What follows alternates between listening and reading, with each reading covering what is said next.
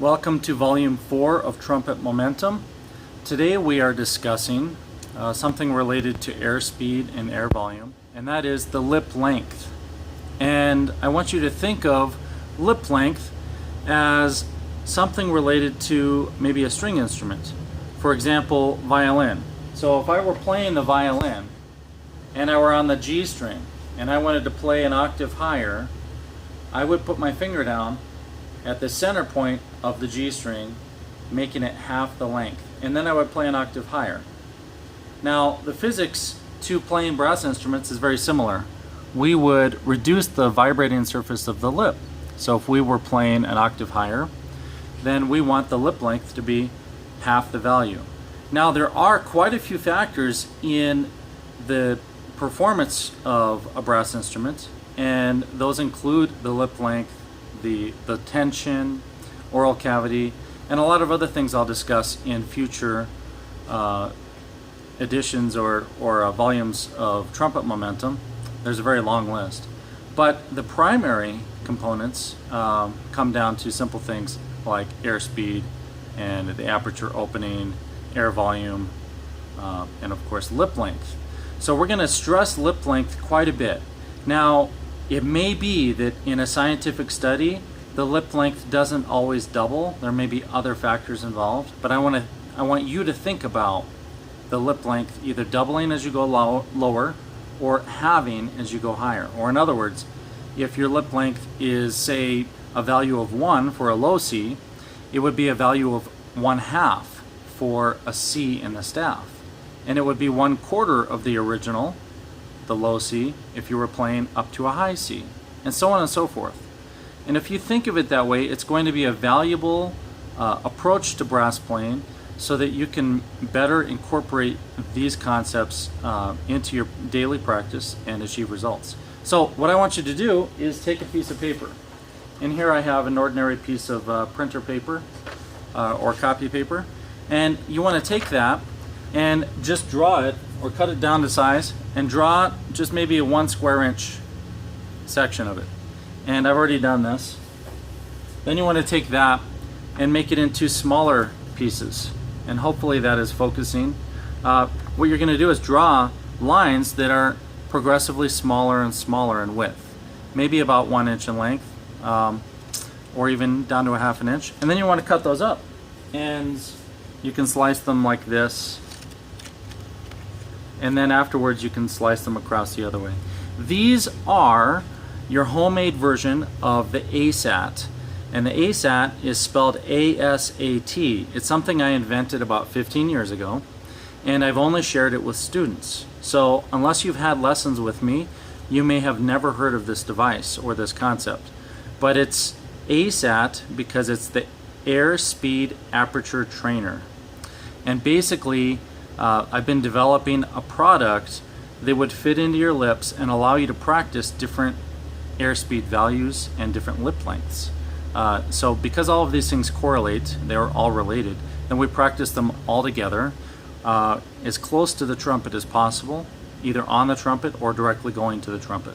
Because at the end of the day, the trumpet is the instrument we're performing, and this will expand to French horn, trombone, tuba, all the brass instruments. But for now, we're just talking about this on trumpet. So if you play other brass instruments, all of these concepts do apply. It's really identical to everything.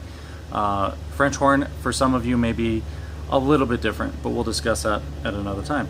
So once you get these cut up into little pieces, then you want to separate them from the widest to the most narrow, and then start using them. And this is very similar to the introduction I gave you to Trumpet Momentum, Volume 1. So I'm going to pick up a few different lengths. I've got them sitting here on the table, and we'll try it.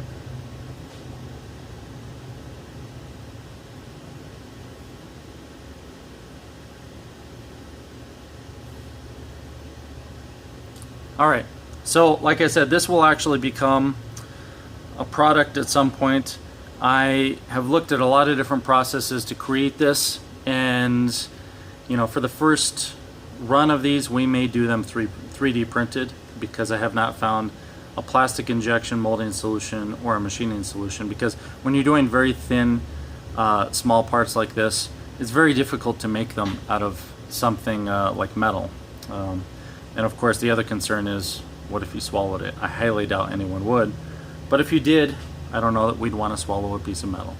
So we're using paper today. That should be pretty safe. This one is very wide. The idea is you put it between your lips and you're going to hold it there while blowing air out. Now, this is more challenging than you may think, but the idea here is you want to start to coordinate the muscles to hold this in between your lips in the center while you're blowing air, and you want to try to blow as much air as possible with the wide one. This is the widest one I have right now. Blow as much as you can without losing it, and you're going to lose it. It'll fly out from between your lips and you have to try again. And there, I lost it. So the idea is you're going to really get to know how much airspeed you are using. Well, not airspeed, but you'll get the feeling. You won't be measuring it, but you'll get the feeling of the airspeed as you're holding it in your lips. And you'll practice it for a minute maybe, and then you go to play the trumpet. Now I have a couple others that are a little smaller, so I'm going to use this next smaller size. I'm not sure you can hear it, but I can blow through that just fine. And then I'm going to translate that to the trumpet.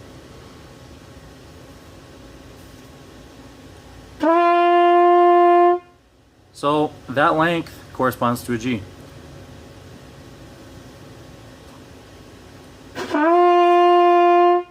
And now I'm going to go to the next one. It's a little smaller yet.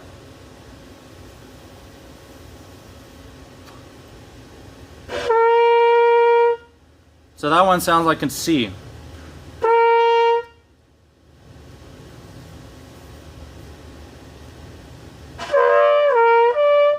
So maybe it's a C, a D, an E, somewhere in there. I don't really know what note it is. The idea here is the smaller the width of these, the smaller the vibrating surface in your lips, and then the higher you would play. Now I'm going to pull out a really thin one. I made this one a little longer so it's easier to hold on to. That one's pretty thin. I'm going to put that in. Oh, I lost it, which means my opening was too big. Alright, I got it again. I'm going to hold on to the end of it while I blow it.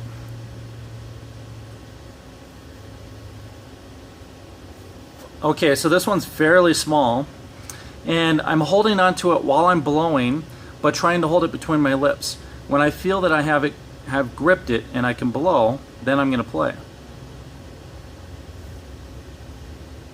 I can tell right away that's pretty high.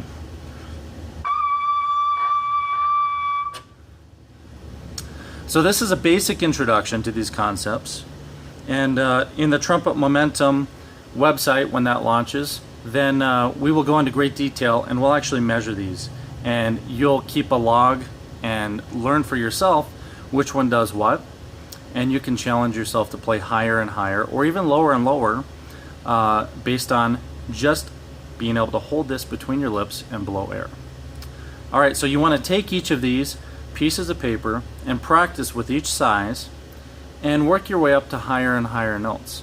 Really, it's so important to think of all the concepts we've discussed so far. The lip length, the air speed, in other words, the air is faster as you go higher, and the air volume, or in other words, you are using less air as you play higher. If I'm playing a high note, then my lips are closed and they're very small, and the vibrating surface is very narrow, and the air is moving fast, but there's very little air. That's all it is. Now, a lot of you have already jumped 10 lessons ahead and you said, well, how do I play a really high note? And I know I discussed that before, but you want to play it loud. What I've stated several times in the past is you don't want to play it loud yet. I'll get there with you. We'll get there. We'll play high notes loud, and we'll do it seldom, but it'll be effective. Of course, we want to have loud, fun, exciting trumpet, but think more about the physics and the physicality and all the concepts that we're discovering together, and play them soft for now. Play those high notes soft.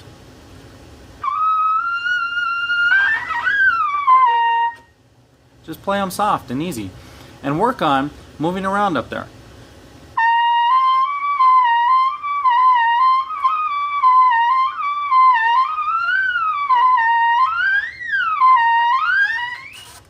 just work on a smaller vibrating surface.